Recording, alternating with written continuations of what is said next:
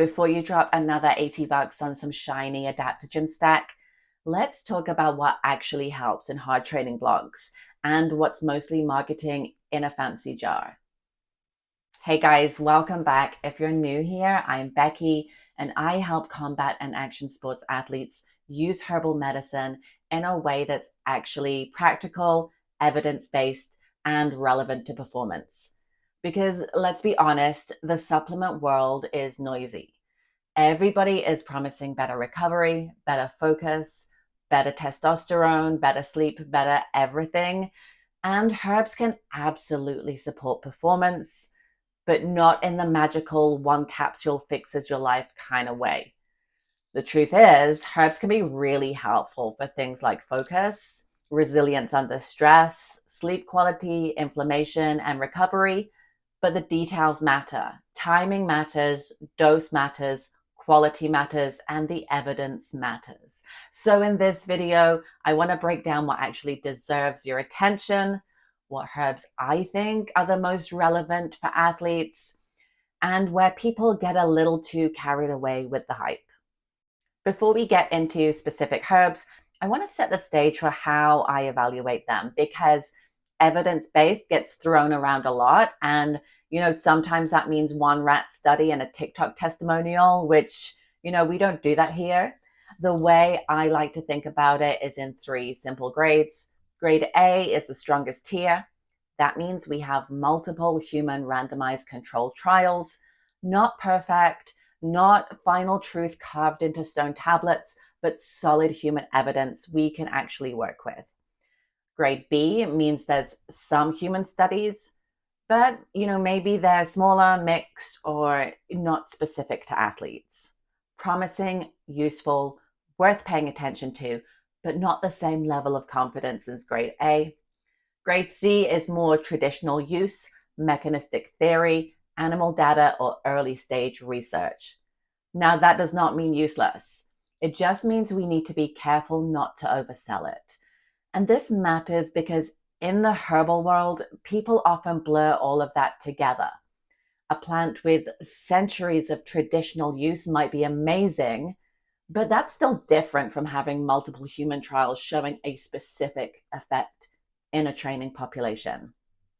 The herbs that come up most often in performance conversations are things like rhodiola, ashwagandha, cordyceps, curcumin, and different nervines for sleep and nervous system support.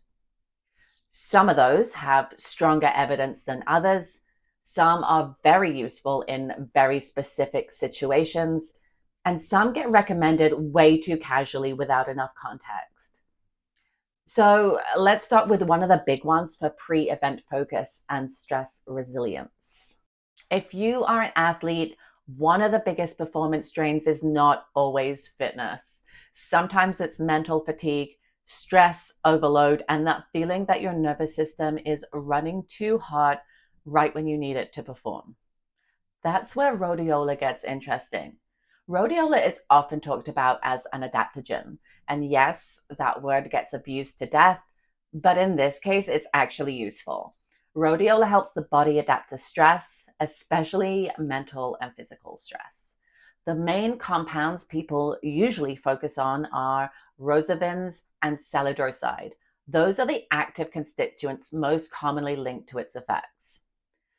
Mechanistically, rhodiola influences the HPA axis, which is basically one of the major systems involved in your stress response.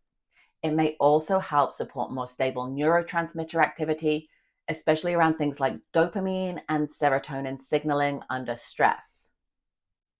What that can mean in real life is better mental resilience, less perceived fatigue, and in some cases, improved endurance or work capacity. There are studies showing improvements in things like time to exhaustion in athletes, and there's also research suggesting reduced mental fatigue in high stress populations. So this is one of the herbs that gets my attention, especially for athletes who feel mentally cooked before they're physically done. But here's the part people skip. More is not always better. Rhodiola can be really helpful for some people, but if the dose is too high or it's taken at the wrong time, it can feel stimulating in like a not cute way. Jittery, wired, overstimulated, maybe a little too, I can kind of hear my own thoughts blinking. So this is not something I blindly throw in at random during race week or right before competition if you've never used it before. Test it in training first. Know how your body responds and understand that for some athletes, especially the already high strung ones, it can tip them a little too far. So yes, rhodiola could be a strong option for focus and stress performance, but only when it matches the athlete and the moment. Now let's talk about recovery, because this is where people either underdo it completely or they'll start swallowing a cabinet full of capsules and calling it a protocol. One of the most useful herbs or plant compounds here is curcumin, which is the main yellow polyphenol found in turmeric. Curcumin is interesting because one of its big mechanisms is reducing nuclear factor kappa beta signaling, which is one of the pathways involved in inflammation. So when people talk about turmeric for recovery, they're usually really talking about curcumin.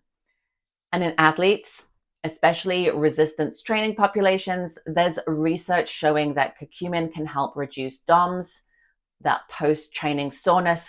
In studies, the dose range that tends to show up is around 200 to 1,000 milligrams of curcuminoids per day, often paired with piperine to improve absorption.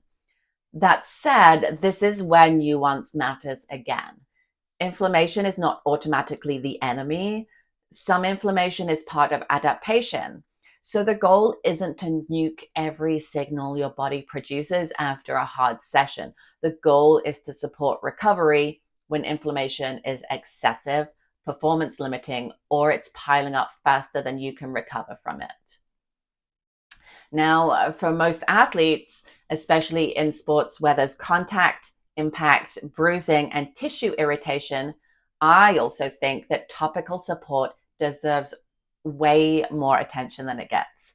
Things like arnica and comfrey, especially when used externally, can be fantastic for bumps, bruises, general post-impact support.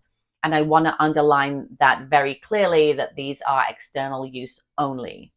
This is one of the areas where herbal medicine can shine, because not everything needs to be another ingestible supplement. Sometimes the smartest move is local support, not just throwing more pills at the problem.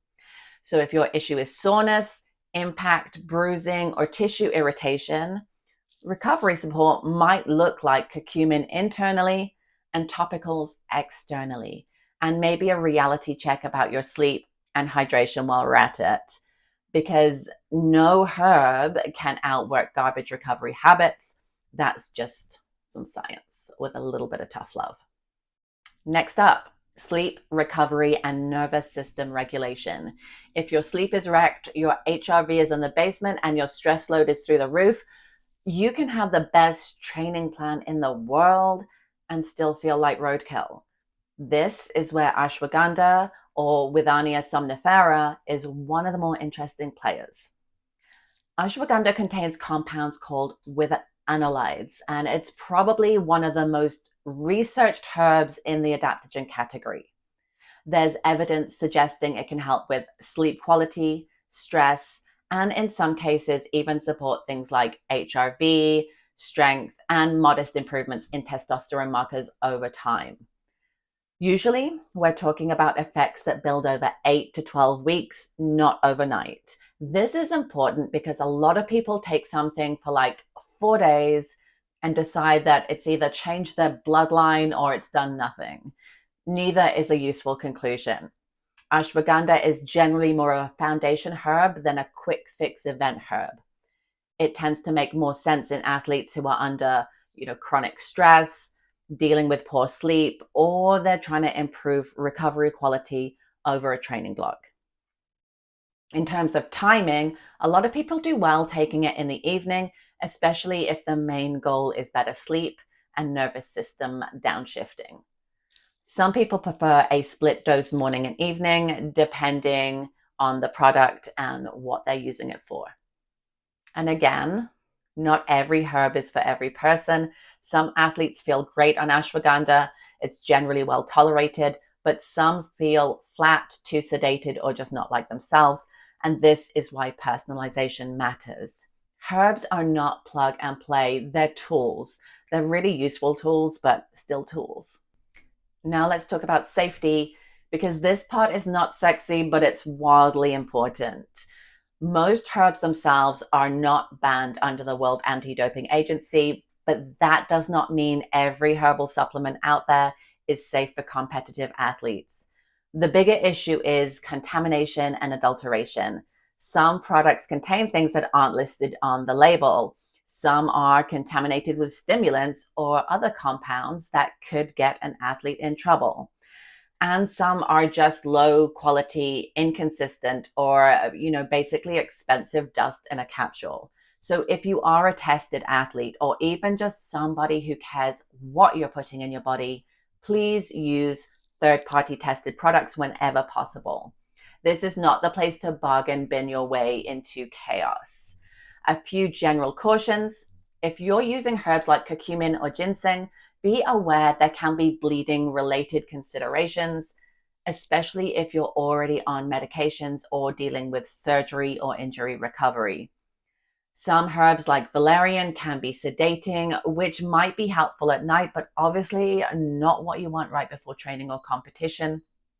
And herbs can absolutely interact with medications, including things like SSRIs, blood pressure medications, and others. So if you're on meds or you have a more complex health picture, this is where working with someone qualified matters. This is also why I hate the just take this stat culture online, because context matters, sport matters, timing matters, medical history matters, goals matter. There's no universal athlete stack, and anyone selling you one like it's a cheat code is, at least a little drunk on marketing. So if you take one thing away from this video, let it be this. Herbs can absolutely support performance, recovery, sleep, focus, and resilience, but they're not magic. They work best when you match the right herb to the right athlete at the right time, in the right dose, and from a quality source. That's the whole game. Not hype, not trends, not throwing 6 random supplements together because somebody on the internet said it helped their cousin PR their deadlift. If you want a practical starting point, I put together a free quick start guide. It's a quick, useful read that you can actually apply right away, and I linked it below. Go grab that, and if this video was helpful, like, subscribe, and let me know in the comments what herb or supplement you want me to break down next. See you in the next one.